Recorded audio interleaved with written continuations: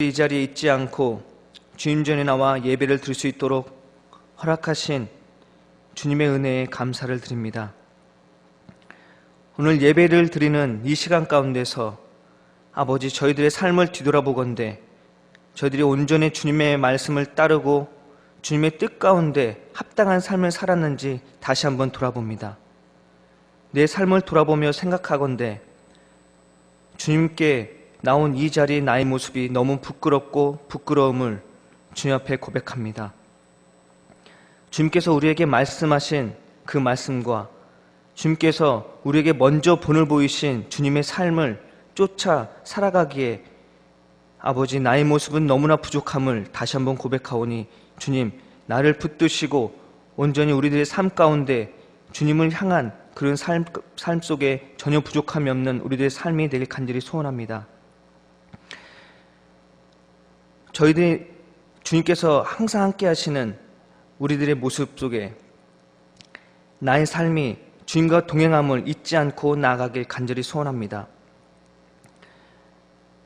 주님께서 함께 하신 우리나라 가운데 지금 너무나 정세가 불안한 가운데 있습니다.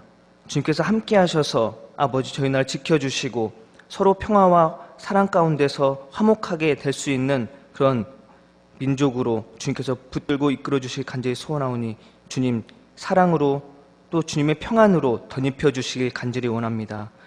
위정자들의 마음 가운데 온전히 주님의 사랑으로 아버지, 서로를 품을 수 있게 하시고 아버지, 서로 손을 잡고 나아갈 수 있는 그런 아버지, 저희 나라와 북한이 되길 간절히 소원하오니 주님께서 이끌고 한 민족 한 나라가 아버지 한 뜻으로 나아가길 간절히 소원합니다. 오늘 이 시간 예배를 드리는 이 시간 가운데 주님께서 함께 하시고 부족한 종 주님께서 세우신 이 입술을 통하여 주의 말씀만 선포되어지길 간절히 소원하며 오늘 이 시간 우리와 함께 하시고 우리를 위해 이 땅에 오신 예수님의 이름으로 기도드립나이다. 아멘.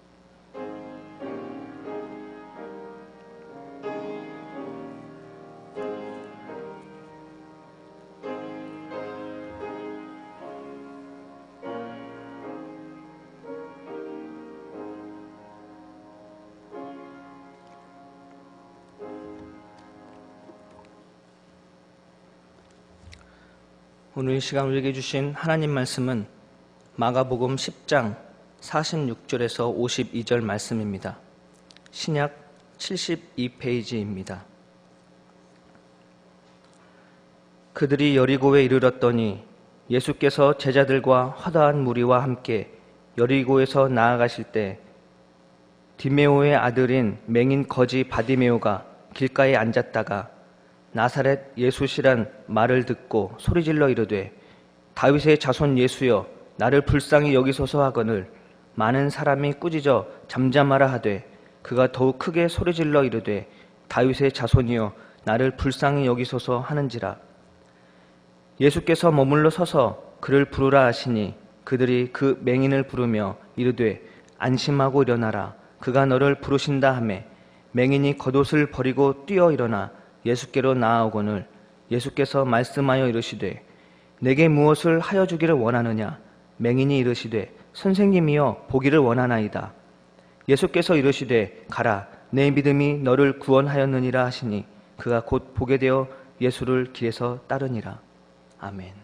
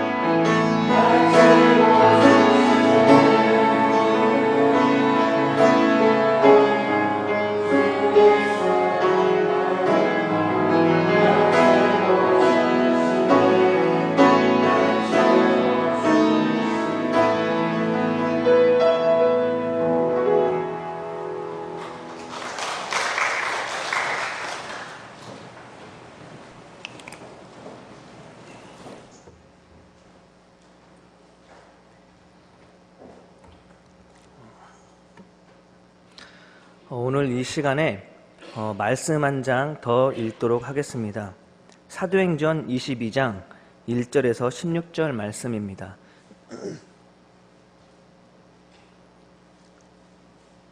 부형들아, 내가 지금 여러분 앞에서 변명하는 말을 들으라.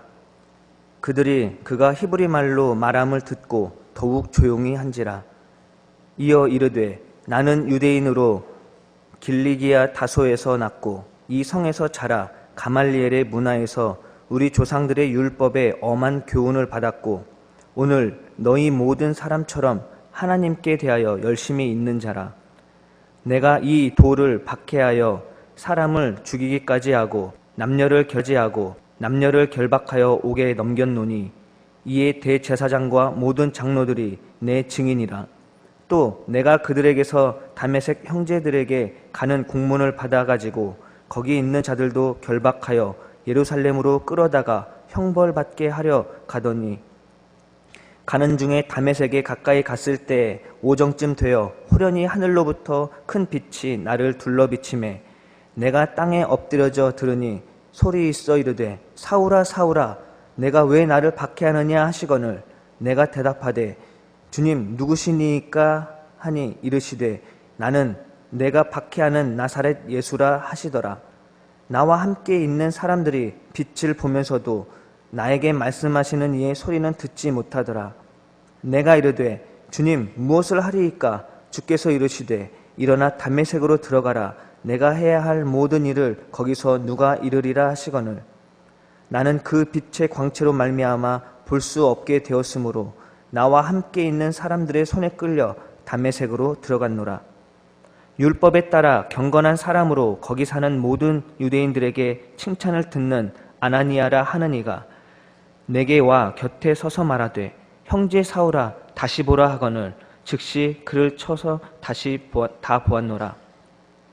그가 또 이르되, 우리 조상들의 하나님이 너를 택하여 너로 하여금 자기 뜻을 알게 하시며 그 의인을 보게 하시고 그 입에서 나오는 음성을 듣게 하셨으니 내가 그를 위하여 모든 사람 앞에서 내가 보고 들은 것의 증인이 되리라.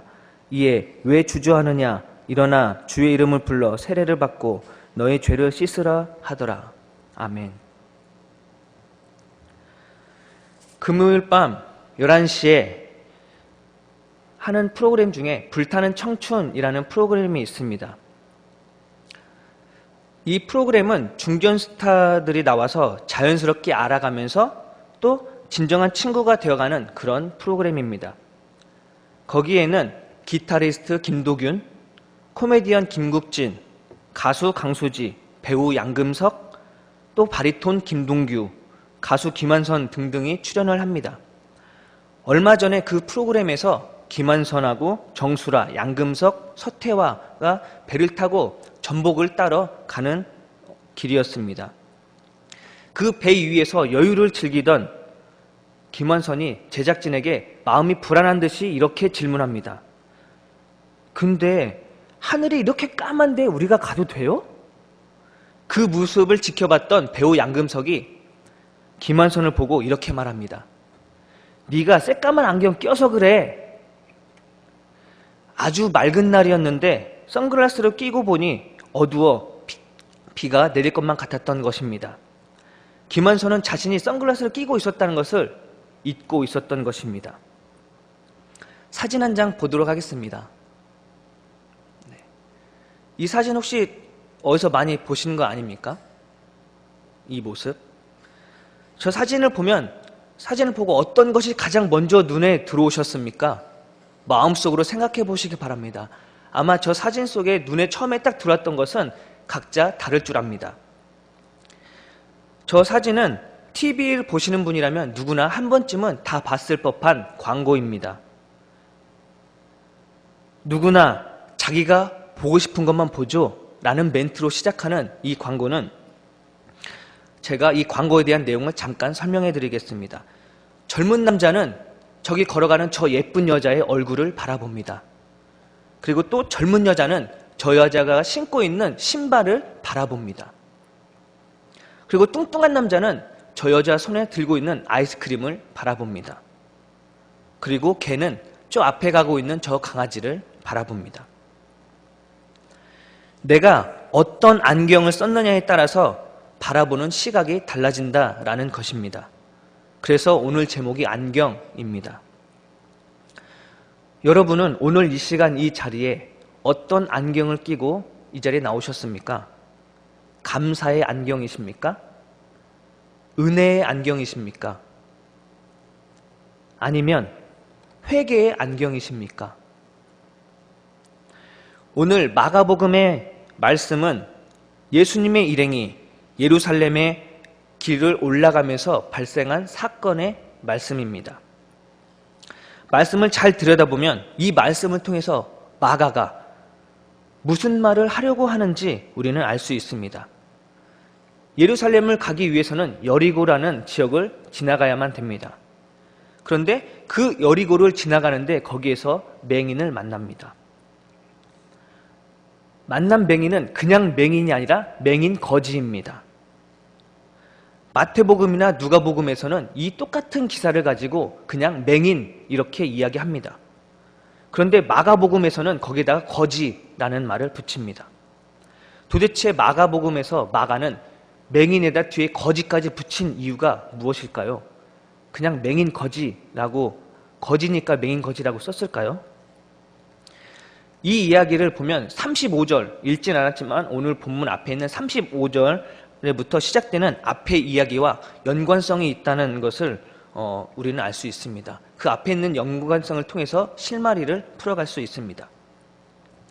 앞의 이야기를 보면 세베대의 두 아들이 나옵니다. 이 세베대의 두 아들은 야고보와 요한입니다. 그들은 다른 제자들 몰래 예수님께 다가가서 이렇게 물어봅니다. 선생님, 우리가 선생님께 구하는 것을 무엇이든지 들어주십시오. 그러자 예수님은 제자들에게 이렇게 말합니다. 내가 너희에게 해주기를 원하는 것이 무엇이냐? 이때 야고보와 요한은 이렇게 대답합니다. 선생님께서 영광을 받으실 때 우리를 하나는 오른편에 하나는 왼편에 앉아있게 해주십시오. 이 말은 전에 이미 했었던 말입니다. 9장 33절 이하의 말씀을 보면 한 차례 제자들끼리 서로 간에 서열 다툼이 일어납니다. 네가 크냐? 내가 크냐? 하면서 서열 다툼이 일어난 모습을 볼 수 있습니다. 그래서 예수님한테 예수님 한 사람, 나는 오른편에 얘는 왼편에 우리 둘 중에 한 사람 오른편 왼편에 설 수 있게 해주십시오 라고 했었던 이 질문을 들었던 나머지 10명의 제자들은 화를 내기 시작합니다. 이 화를 냈다라는 이야기를 들어보면 제자들의 속셈, 마음속에 이 속셈들이 어떤 속셈이 있었는지 우리는 짐작해 볼 수 있습니다. 왜 마가가 야고보와 요한이 예수님한테 청탁한 다음에 이 맹인 거지 이야기를 집어넣었을까요? 그 연이어서 하는 그 이야기를, 의도를 우리는 파헤쳐 보도록 하겠습니다. 앞에 36절 말씀에서 예수님은 두 제자에게 이렇게 말씀하십니다. 내가 너희에게 해주기를 원하는 것이 무엇이냐? 근데 오늘 본문 말씀 51절 말씀에도 예수님은 맹인에게 이렇게 질문합니다. 내가 너에게 해주기를 원하는 것이 무엇이냐? 똑같이 물었습니다. 이 똑같이 물었다는 점에서 마가의 의도를 우리는 짐작할 수 있습니다. 그런데 똑같이 질문했지만 대답은 서로 다릅니다. 두 제자는 한 사람은 오른편에 한 사람은 왼편에 앉게 해주십시오 라고 대답을 했고, 맹인 거지는 내가 보기를 원합니다 라고 대답을 했습니다. 원하는 것이, 내가 원하는 것이 무엇이냐에 따라서 맹인 거지가 변해서 예수님을 따르는 제자가 될 수 있고, 반대로 예수님을 따르노라 하는 제자들이 오히려 맹인 거지가 될 수도 있다라는 말입니다. 제자들은 물질과 권력의 안경을 쓴 반면에 맹인 거지는 깨달음의 안경을 썼다라는 것입니다. 예수님께서 청탁했던 두 제자에게 예수님은 이렇게 말씀하십니다. 너희가 구하는 것이 무엇인지 너희는 알지 못하는구나. 알지 못하니 맹인이고 구하는 것이 예수님의 오른편이고 왼편이니 거지라고밖에 할 수 없다라는 것입니다. 겉보기에는 예수님을 따르는 것처럼 보여도 그들은 모두가 정작 맹인이고 거지였다라는 이야기를 마가는 하려고 했던 것입니다. 예수님을 따라도 맹인처럼 따르고 예수님을 믿어도 거지처럼 믿었다라는 것입니다.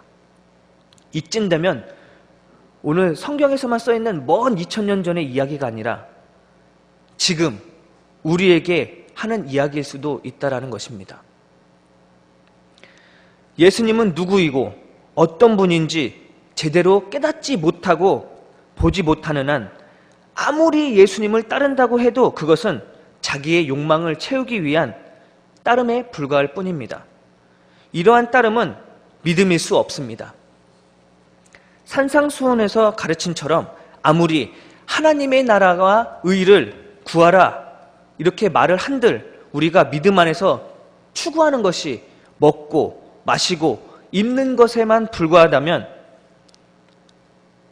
좋게 말해서 기복신앙이고 이것을 실상은 거짓신앙이다라는 것입니다. 아무리 예수님을 따르는 제자다라고 해도 권세와 지위와 명예를 탐하는 영, 그 영은 별 수 없이 거지 영입니다. 추구하는 것을 보면 그 사람됨을 알 수 있습니다. 원하는 것이 무엇인지 알면 그 마음이 보이고 그 영이 가늠됩니다. 그래서 예수님은 내가 너에게 하고자 하는 것이 무엇이냐? 내가 너에게 행하기를 원하는 것이 무엇이냐? 이렇게 물으시면서 바디메오가 원하는 것이 무엇인지 알고자 하셨던 것입니다. 이 물음에 어떻게 대답하느냐에 따라서 그 신앙의 여부가 판가름 나기 때문입니다. 마음속으로 한번 대답해 보십시오. 예수님께서 만약에 여러분에게 내가 너에게 행하기를 원하는 것이 무엇이냐? 라고 물으신다면 여러분은 뭐라고 대답하시겠습니까? 혹시 대답할 말조차 없는 것은 아닌지 모르겠습니다. 처음 이 맹인이 구했던 것은 자비였습니다. 지나가는 사람에게 손을 내밀며 한 푼 주십시오, 한 푼만 주십시오 라고 하듯이 예수님에게 다윗의 자손이여 나를 불쌍히 여기소서 라고 말합니다. 여기서 불쌍히 여기소서는 자비를 베푸소서라는 말과 같습니다. 이렇게 구걸했던 거지의 모습에서 그런 그가 대답할 때 이렇게 대답합니다. 선생님, 나는 보기를 원합니다. 이렇게 대답합니다. 이것은 놀라운 변화입니다. 물질 축복을 원하던 그가 깨닫기를 원하는 구도자로 바뀌었다라는 것입니다. 예수님의 선언은 이때 매우 단정적입니다. 이렇게 대답했던 바디메오에게 예수님은 이렇게 말합니다. 구원되었다 이것도 아니고 구원했다라고 말합니다. 구원되었다가 아니고 구원했다입니다. 누가 누구를 도대체 구원합니까? 이 말은 네가 너를 구원했다라는 말입니다. 너를 구원한 것은 너의 믿음이다 라는 말씀입니다. 예수님에 의해서만 구원받을 수 있다고 믿는 사람들에게 내 믿음이 너를 구원했다 이 말씀은 우리가 아무 거리낌 없이 받아들일 수 있는 말이겠습니까? 예수님이 우리를 구원하시는 것은 분명합니다. 예수님이 우리를 구원하는 것은 분명하지만 그 구원을 가능하게 하는 믿음은 내 믿음이다 라는 것입니다. 예수님을 믿으면 구원받는다 라는 단순한 생각에서 한 번쯤은 예수님을 믿는다는 것은 무엇일까? 예수님을 믿는 믿음은 또 내 믿음은 어떠해야 하는지 그 근본부터 우리는 심각하게 물어보고 다시 찾아봐야 할 것입니다. 그렇다면 이 바디메오 이야기를 통해서 마가는 내 믿음, 그 믿음이야말로 무엇이라고 이야기하는지 무엇이라고 가르치는지 우리는 다시 한번 찾아봐야 할 것입니다. 바디메오는 예수님께서 오라고 했을 때 자기가 입고 있었던 그 옷을 벗어던져버리고 벌떡 일어나 예수께로 갔다라고 말씀하고 있습니다. 옷은 지위를 상징합니다. 그런데 이 거지가 옷을 벗었다는 것은 거지 근성을 버렸다라는 것과 같습니다. 그동안 거지였던 것은 보지 못했기 때문이다 라는 것을 깨닫고 예수님의 질문에 보기를 원합니다 라고 대답을 한 것입니다. 바로 이것입니다. 보지 못하면 누구나 거지로 살 수밖에 없습니다. 깨닫지 못하면 믿음 안에서 구한다 할지라도 우리는 잘못 구할 수밖에 없습니다. 마태복음 6장 22절 말씀에 예수님은 이렇게 말합니다. 눈은 마음의 등불이다 라고 말씀합니다. 우리의 눈은 삶을 좌지우지하고 또 우리의 믿음을 판가름하는 것이다 라고 말씀하는 것입니다.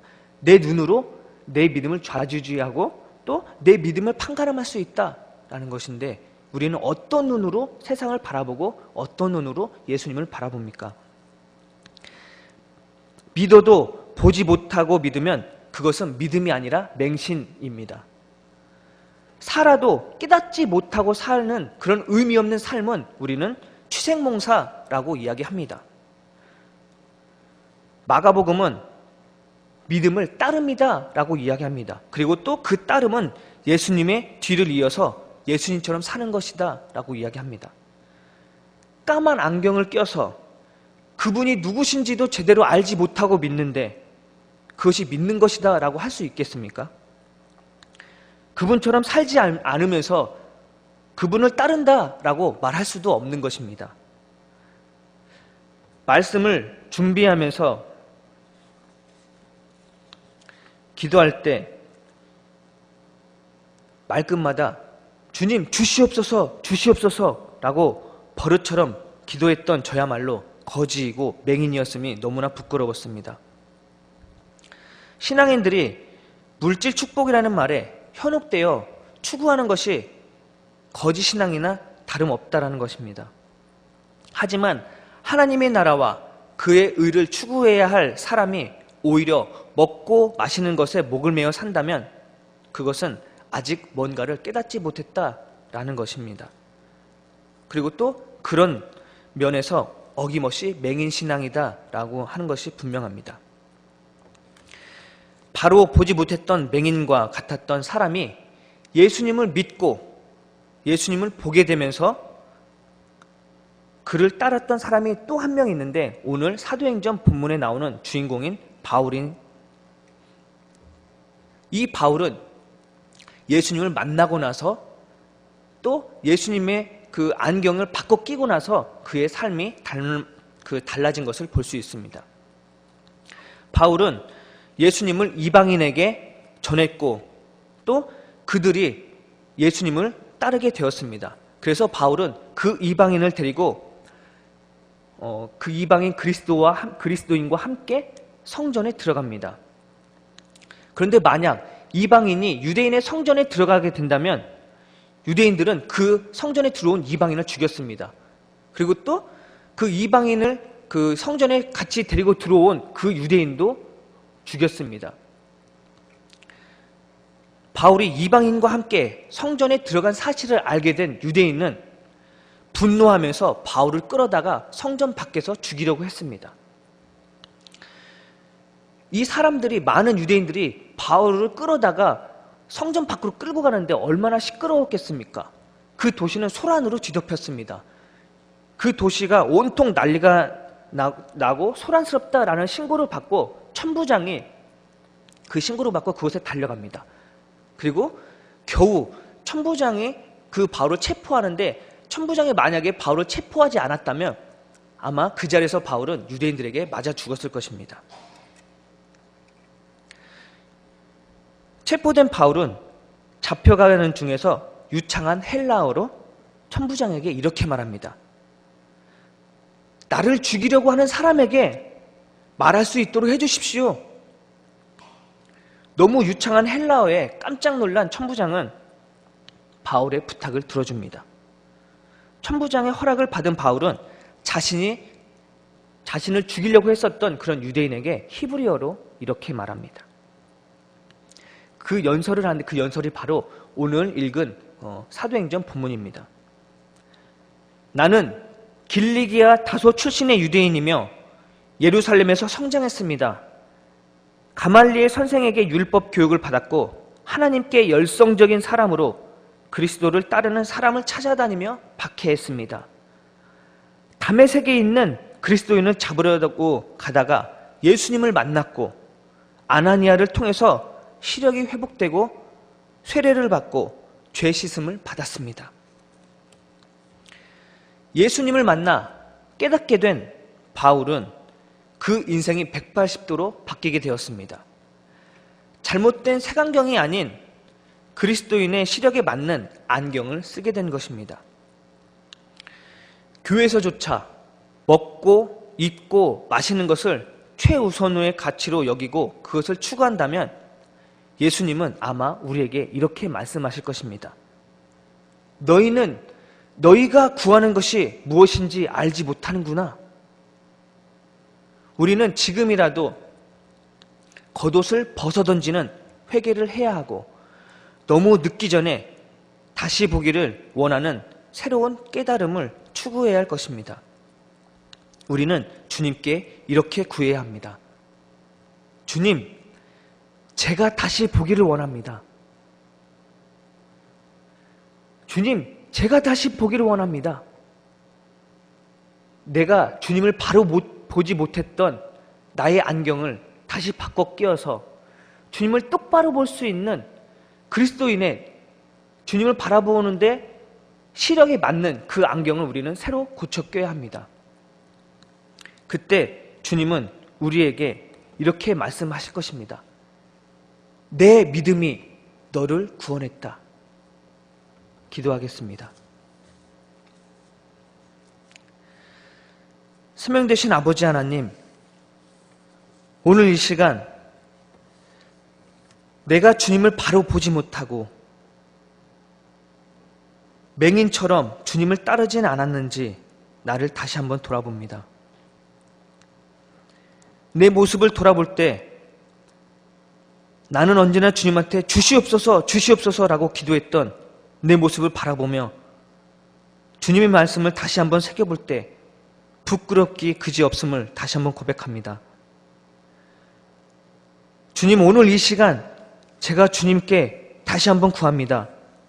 주님, 내가 다시 보기를 원합니다.